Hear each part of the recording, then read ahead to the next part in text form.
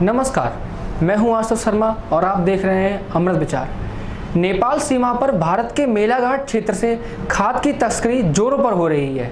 भारतीय क्षेत्र से खाद, दवाइयां, परचून आदि सामान ले जाकर महंगे दामों में बेची जा रही हैं।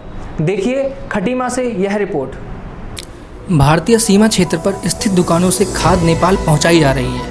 नेपाल सीमा पर तैनात एसएसबी जवानों ने मंगलवार सुबह 8:30 बजे गश्त के दौरान तस्करी करने वालों का एक झुंड देखा। रुकने को कहने पर तस्कर नेपाल की ओर भाग गए।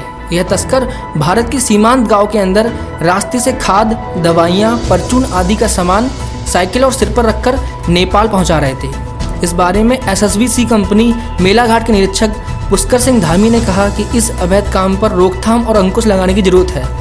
उधर तस्करी को लेकर सीमावर्ती क्षेत्र के लोगों ने भी नाराजगी जताई है। उनका कहना है कि सरकारी खाद और दवाई लेने के लिए दुकानों पर लाइन लगाकर घंटों इंतजार करना पड़ता है, साथ ही आधार नंबर भी देना पड़ता है। इसके बावजूद कभी कभार समय पर खाद और दवाइयाँ नहीं मिल पाती हैं। वहीं तस्करों को खाद, दवाई, परचून आदि सामान आसानी से मिल जा रहा है, जिसे ये लोग नेपाल में महंगे दामों पर बेचते हैं।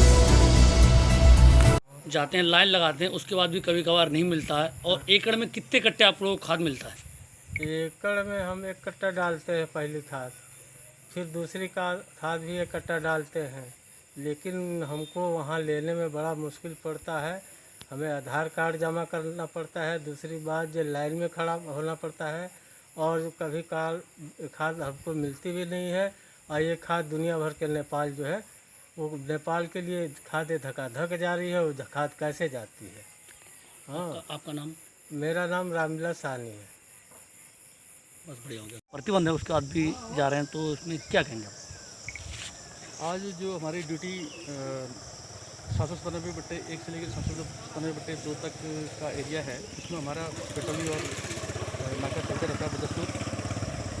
आज ऐसा हुआ, जैसे हमारी पेट्रोलिंग पार्टी नावघाट में एक ओपी थी और उसके अलावा फिर दूसरी पेट्रोलिंग पार्टी 797/2 की तरफ रवाना हुई। और इसका मौका फ़ायदा उठा करके नावघाट से आगे जो नाला है, उस नाले से मेलाघाट के कुछ लोग 7-8 साइकिलों में खाद लेते हुए नेपाल की तरफ भागे। जैसे ही पेट्रोलिंग पार्टी को खबर मिली, इस तरह से तो उन्हें पीछा करते हुए गए और इतनी देर में वो नेपाल की तरफ में पार कर गए। और ये अवैध रूप से तरीके से खाद पार हो रही है, और जिसमें रोकथाम लगाने की, अंकुश करने की बहुत ज़रूरत है।